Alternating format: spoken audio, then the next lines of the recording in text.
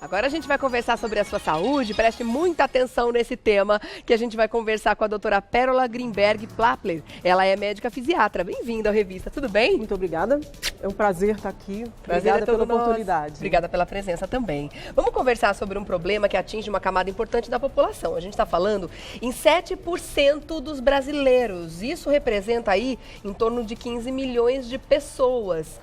Antes de dar o nome do nosso tema, eu já vou perguntando qual é a diferença entre elas, já para não falar bobagem. Artrite, artrose, osteoartrite, osteoartrose, a gente está falando tudo da mesma coisa ou existe alguma diferença? Estamos falando tudo da mesma coisa. A mesma coisa. A doença era conhecida como osteoartrose até um tempo atrás, quando se descobriu que tem um componente inflamatório muito grande. A partir desse momento, exatamente, porque o IT é de inflamação. Então ela passou a chamar de osteoartrite. O ideal é chamar de osteoartrite mesmo. Tá, e aí para dar aquela editada e ficar mais prático, o pessoal chama de artrose. Justamente artrose ou artrite. O osteo mas é a mesma coisa. A artrose é como ela era conhecida há muito tempo atrás e isso ainda se mantém em muitos lugares. Tá. E para não confundir com outra doença, que é a artrite reumatoide, muitas vezes você prefere chamar de osteoartrose mesmo para diferenciar. Tá bom. Porque são doenças diferentes, com tratamentos diferentes, então é bom que as pessoas saibam exatamente o que elas têm. Então vamos entender o que é a artrite, no caso. Ela é um desgaste das articulações? É isso. A artrite, ela começa... Antes acreditava-se que ela era uma doença só degenerativa, ou seja, ela destruía a articulação. Hoje em dia a gente sabe que a base não é só a degeneração, mas ela tem uma base inflamatória muito grande. Então, a partir de ou um trauma ou um processo inflamatório realmente, você começa a ter uma destruição da sua cartilagem, uma diminuição do espaço e você acaba levando, no final das contas, a um quadro muito importante de dor, de degeneração da articulação, de limitação da qualidade de vida das pessoas em função do quadro de dor que elas apresentam. E quais são as áreas do corpo onde ela mais comumente acontece? A gente tem muito nas áreas de carga, que são tornozelo, joelho e quadril. E a gente tem muito nas mãos também, só que eles acreditam que a causa da artrite de mão é um pouco diferente das outras artrites, então ela está muito relacionada à obesidade. Pessoas obesas, mesmo que não tenham uma sobrecarga muito grande, acabam desenvolvendo um quadro de artrite de mãos. E de uma maneira geral, realmente é uma doença assim, que vai progredindo, levando a um quadro de degeneração muito grande, cada vez piorando mais a qualidade de vida dessas pessoas, fazendo com que elas tenham uma limitação muito importante. Então elas deixam de conseguir andar, deixam de conseguir fazer as atividades de vida diária. Pode acontecer até na coluna, né? Na coluna também. E acredita-se também que a coluna seja uma outra entidade. Então é uma artrite também, é uma degeneração que também leva a um quadro de dor, mas ainda é diferente da artrite de joelho, de quadril e de tornozelo. Tem uma idade que é mais comumente começa a ocorrer a artrite? Ela é muito mais prevalente, ela aparece muito mais em indivíduos de mais idade. Então, na medida em que a gente vai envelhecendo, sem dúvida nenhuma que tem uma correlação maior com a artrite. Isso não quer dizer que todo mundo que envelhece deva ter artrite, mas ela realmente vai aumentando bastante. E é muito interessante que quando você faz radiografia das pessoas com mais de 55 anos de idade, praticamente 80% dessas radiografias mostram um quadro de artrite. Mas nem todas elas têm dor. Muitas não apresentam sintomas. É isso que é interessante. Só 30% delas apresentam um quadro de dor e uma incapacidade em função da artrite.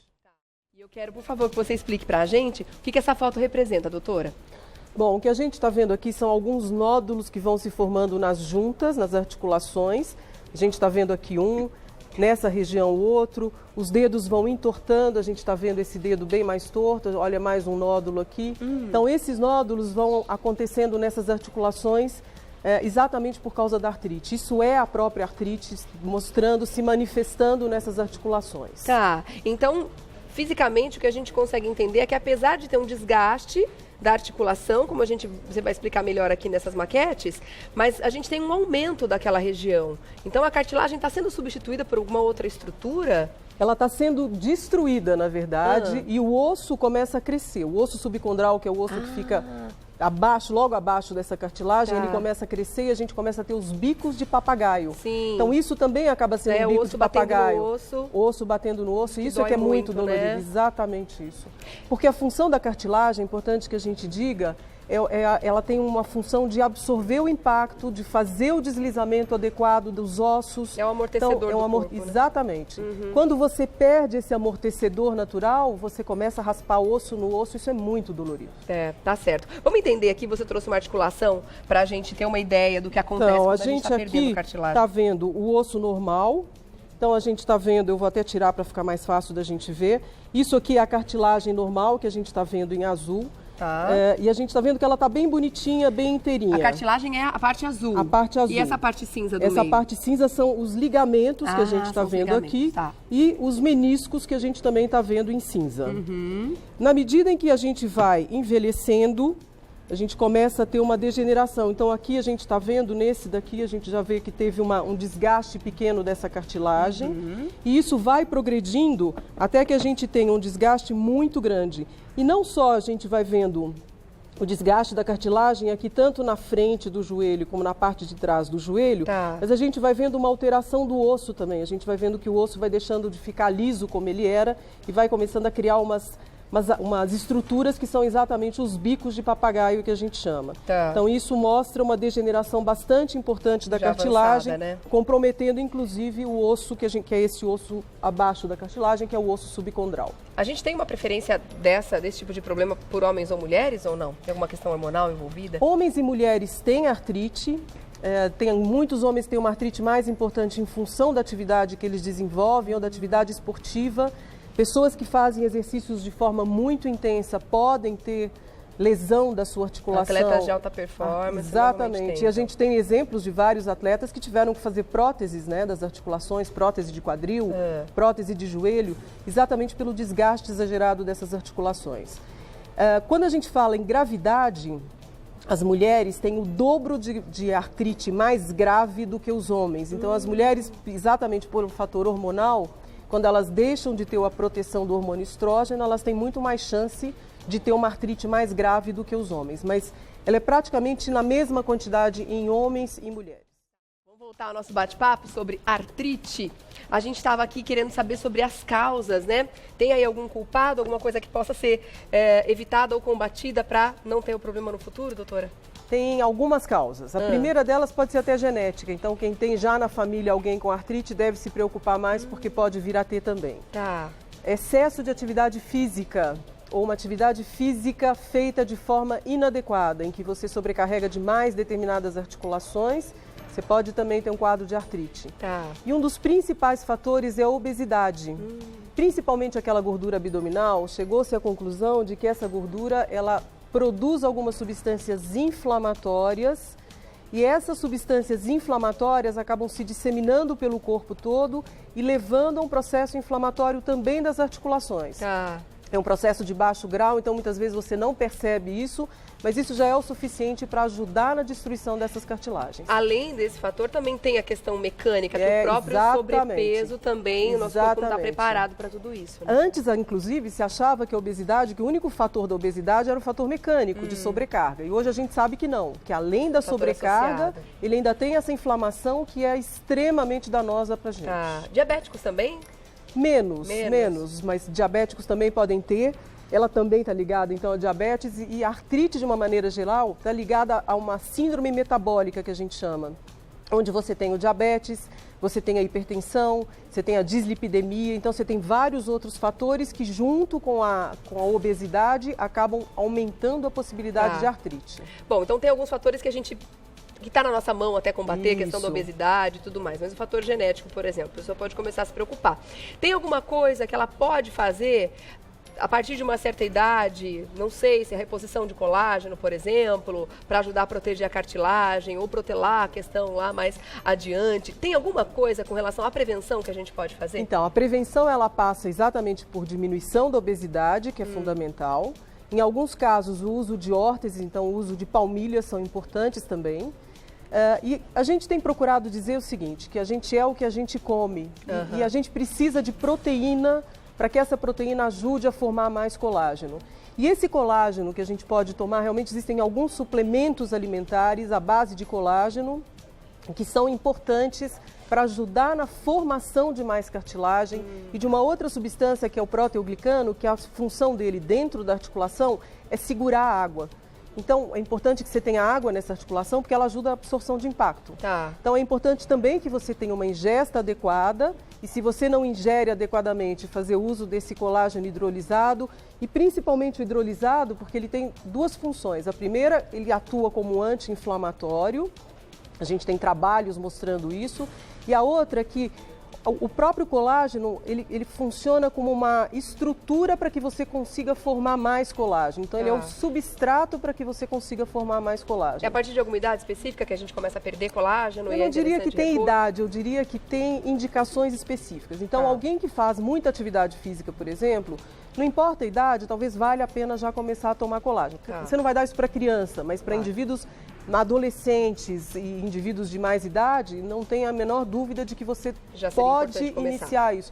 Tem, inclusive, alguns trabalhos bem interessantes que são feitos com indivíduos que são atletas de universidade. Eles fizeram com um grupo grande de atletas que não tinham artrite, mas já tinham um pouco de dor. E fazendo uso do colágeno, eles melhoraram bastante o quadro de dor deles. Mostrando que você tem um nicho de prevenção também e de tentar melhorar essa cartilagem que está sendo agredida, né, pelas atividades muito intensas e mal feitas. Tá certo. Como é feito o diagnóstico da artrite? O diagnóstico da artrite ele pode ser feito clinicamente, mas aí muitas vezes para fazer clinicamente o indivíduo já tem que ter uma deformação muito grande. Então, por exemplo, como esse joelho, esse né? não deixa dúvida, né, de que o indivíduo tem uma artrite. Então você vê que ele está muito torto e quando essa pessoa pisa, a área aumentada aqui de dor é muito grande porque é exatamente a área que mais tem apoio nessa região. Então, a perna entorta assim, ainda mais. Provavelmente sofre com dores intensas. Muito intensas, muito intensas. Esse é um grande problema. Mas a maior parte dos diagnósticos é feito por uma radiografia simples. Você não precisa nem fazer grandes sofisticações. Ressonância, essas coisas não precisam. A ressonância é quando você quer alguma coisa muito específica. Você quer entender alguma coisa muito especial dentro do processo. Mas se não, uma radiografia simples já é o suficiente para você fazer um diagnóstico de artrite. E os tratamentos? Porque a artrite é crônico, né? Uma vez instalado, não tem cura. A gente vai ter que conviver. Mas eu imagino que devam existir momentos de crise, momentos críticos e momentos em que ela está ali quietinha na dela, né? Como é que é feito o tratamento? Olha, o tratamento é muito pela prevenção e as mesmas coisas da prevenção, como atividade física de forma regular, fazendo exercícios de fortalecimento. É importante ressaltar isso, que o músculo tem que estar bem fortalecido. Para ajudar a cartilagem. Exatamente. Não só ajudar a cartilagem, o músculo divide uma parte dessa sobrecarga que vai em cima do membro. Então, se eu tenho bons músculos, eu acabo distribuindo um pouco essa carga entre o músculo e a articulação. Quando eu não tenho músculo, principalmente o quadríceps, que é esse músculo da perna, a sobrecarga sobre o joelho ainda é maior. Então, o diagnóstico de artrose não é desculpa para a pessoa sentar e falar, não posso fazer exercício porque eu tenho artrose. Não, muito pelo contrário. Mas você sabe que um tempo atrás era isso, né? As pessoas não faziam exercício. Você falava, você tem artrose, você fica sentado. E mudou completamente esse conceito. A gente sabe que, pelo contrário, você tem que fazer exercício, você tem que melhorar a sua musculatura, tem que ter um bom alongamento, um bom fortalecimento, é fundamental. E você tem alguns medicamentos, que a gente diz que são medicamentos de longo prazo, que são medicamentos que acabam atuando um pouco sobre a cartilagem. Infelizmente, a gente até hoje não tem nada que volte a cartilagem ao que ela era. Mas você consegue parar a perda? Ou pelo a gente menos diminuir? tem um controle sobre ela. Então, a gente diminui a progressão. E é isso que a gente, no momento, é o que a gente consegue fazer de mais positivo. Regredir, a gente ainda não consegue, infelizmente. Infelizmente, né? Tanto que os indivíduos que têm uma artrite muito avançada acabam evoluindo para uma artroplastia, que é uma prótese ou do joelho ou do quadril, porque chega um ponto de tanta dor e tanta incapacidade que você acaba tendo que substituir aquela articulação que está tão danificada por uma articulação de metal, que aí o indivíduo passa a ter menos dor e consegue voltar a ter uma qualidade de vida adequada. Então dá para manter uma qualidade de vida aceitável mesmo com o diagnóstico de artrite? Sem dúvida nenhuma. Com esses cuidados? Sem dúvida nenhuma. O uso de bengalas, o uso de muletas, o uso de andadores. Os nossos brasileiros não gostam de usar, né? É engraçado que em outros países você vê muita gente usando sem nenhum tipo de constrangimento. Aqui tem um preconceito maior. E a gente também não tem uma acessibilidade, né, para quem precisa dessas coisas. É triste, mas as pessoas que andam, que precisam de um andador, você não tem nem como numa calçada dessas que a gente vê, infelizmente, nas cidades, aqui em São Paulo, interior, enfim, qualquer qualquer lugar, a gente não consegue nem o apoio para conseguir fazer uma Isso é uma caminhada coisa adequada, importante, né? porque você vê que a incapacidade não é só a doença da pessoa, mas Não. a incapacidade é o meio ambiente onde ela está. É. Porque se ela tivesse um meio ambiente adequado, se ela tivesse uma calçada onde ela pudesse andar, ela não seria tão incapaz quanto ela é nas calçadas que a gente tem. Então, existe uma mistura de processos que acabam levando o indivíduo a ficar muito mais incapacitado do que, na verdade, ele deveria O ser. brasileiro, como sempre, vai rebolando e vai se adaptando a às gente situações. se adapta demais até. Situações É difíceis verdade. que são impostas para a gente verdade, no dia a é dia, isso né, mesmo. doutora? Obrigada pelos seus esclarecimentos. Foi um prazer, ótimo eu nosso agradeço bate-papo. muito a oportunidade. É importante a gente falar sobre uma doença